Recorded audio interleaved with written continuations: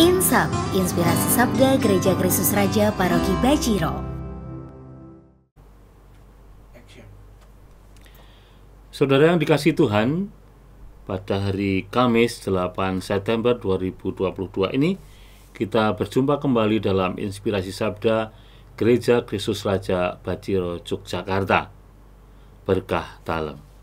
Hari ini gereja memperingati hari kelahiran Santa Peran Maria, sosok yang sangat dihormati di gereja Katolik, gereja kita, karena beliaulah yang menjadi sarana atau menjadi orang yang dipilih Tuhan untuk kelahiran Sang Kristus, Yesus Kristus, Sang Penyelamat dunia.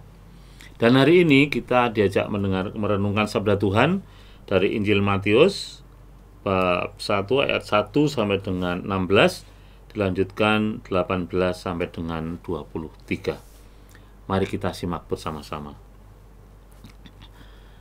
Inilah silsilah Yesus Kristus, anak Daud, anak Abraham. Abraham memperanakkan Ishak, Ishak memperanakkan Yakub, Yakub memperanakkan Yehuda dan saudara-saudaranya. Yehuda memperanakkan Peres dan Zerah dari Tamar.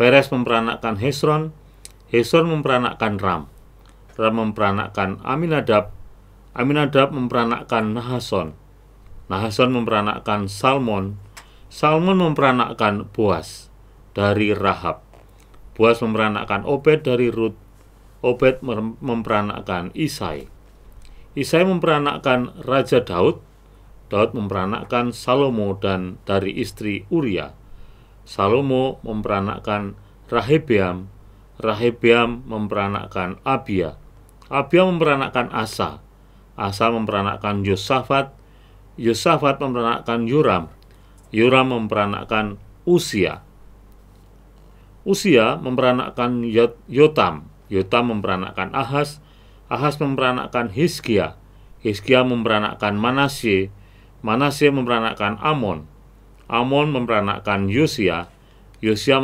memperanakkan Yekonya dan saudara-saudaranya pada waktu pembuangan ke Babel. Sesudah pembuangan ke Babel, Yekonya memperanakkan Shealtiel, Shealtiel memperanakkan Zerubabel, Zerubabel memperanakkan Abihud, Abihud memperanakkan Eliakim, Eliakim memperanakkan Asor, Asor memperanakkan Sadok, Sadok memperanakkan Akim, Akim memperanakkan Eliud, Eliud memperanakkan Eleazar, Eleazar memperanakkan Matan, Matan memperanakkan Yakub, Yakub memperanakkan Yusuf suami Maria yang melahirkan Yesus yang disebut Kristus. Pada waktu itu, Maria ibunya bertunangan dengan Yusuf. Ternyata ia mengandung dari Roh Kudus sebelum mereka hidup sebagai suami istri. Karena Yusuf suaminya seorang yang tulus hati dan tidak mau mencemarkan nama istrinya di muka umum, ia bermaksud menceraikannya dengan diam-diam. Tetapi ketika ia mempertimbangkan maksud itu, malaikat Tuhan nampak kepadanya dalam mimpi dan berkata, "Yusuf, anak Daud, janganlah engkau takut mengambil Maria sebagai istrimu, sebab anak yang di dalam kandungannya adalah dari Roh Kudus. Ia akan melahirkan anak laki-laki dan engkau akan menamakan dia Yesus, karena dialah yang akan menyelamatkan umatnya dari dosa mereka." Hal itu terjadi supaya genaplah yang difirmankan Tuhan oleh Nabi. Sesungguhnya anak darah itu akan mengandung dan melahirkan seorang anak laki-laki, dan mereka akan menamakan dia Immanuel, yang berarti Allah menyertai kita.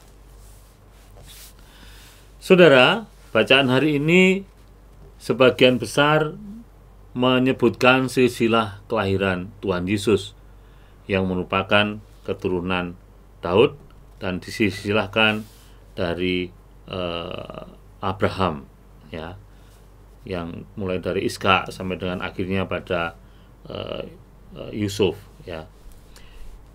Dari silsilah ini kalau kita cermati, Tidak semuanya orang-orang yang ada dalam silsilah itu adalah orang-orang yang suci hidupnya.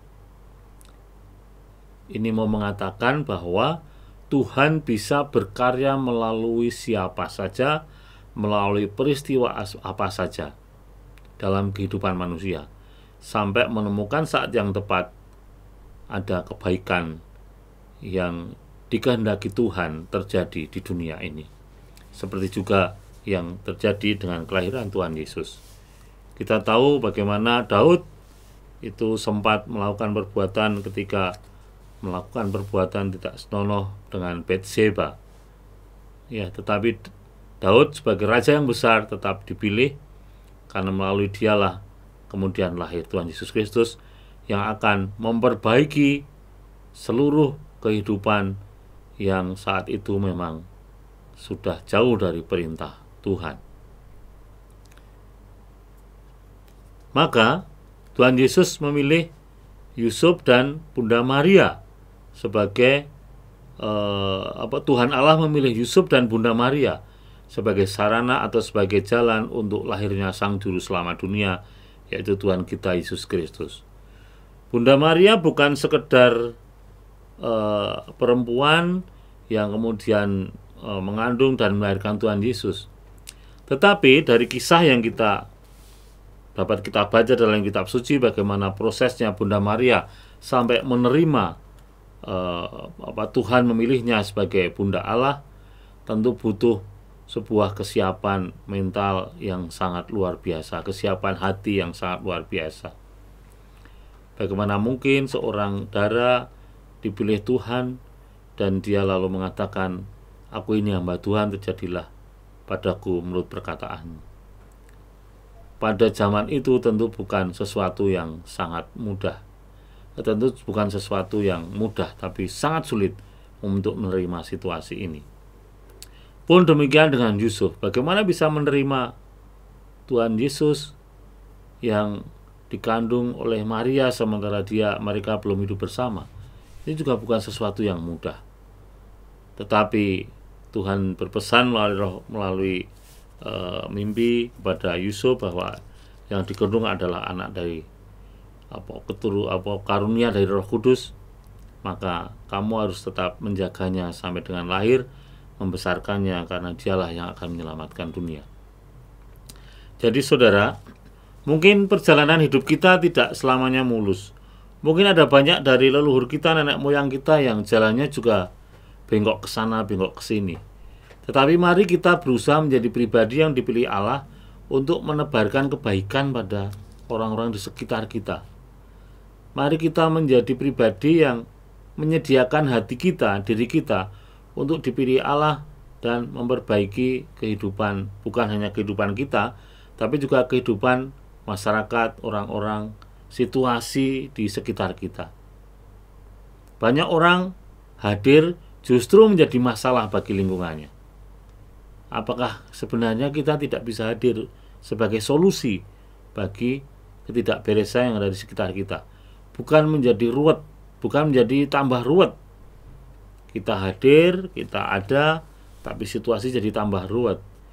Karena sekarang banyak orang yang memposisikan diri seperti itu. Ya, ketika dia bisa membuat masalah, lalu dia menjadi viral, dia merasa itu terkenal. Tetapi apakah tidak lebih baik kita hadir sebagai solusi? Jadi kita viral, tapi kita sebagai solusi, bukan sebagai pembuat masalah. Tidak mudah memang, karena yang diperhatikan orang itu justru yang berita-berita yang negatif. Maka di media manapun justru berita negatif yang banyak dibaca orang, dibandingkan prestasi, dibandingkan banyak hal baik yang sudah dibuat. Ya. Dan dalam posisi itu pula lah kita sering menilai orang. Kita mudah menilai orang karena sisi negatif yang dia miliki. Tapi kita agak sulit memuji orang karena banyak hal positif yang dia buat.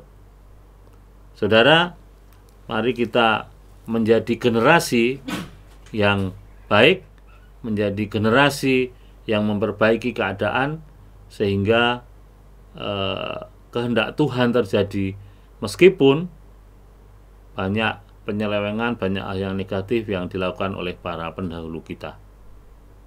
Mari menjadi generasi yang solutif, menjadi generasi yang membuat karya Tuhan nyata di dunia ini. Berkah dalam.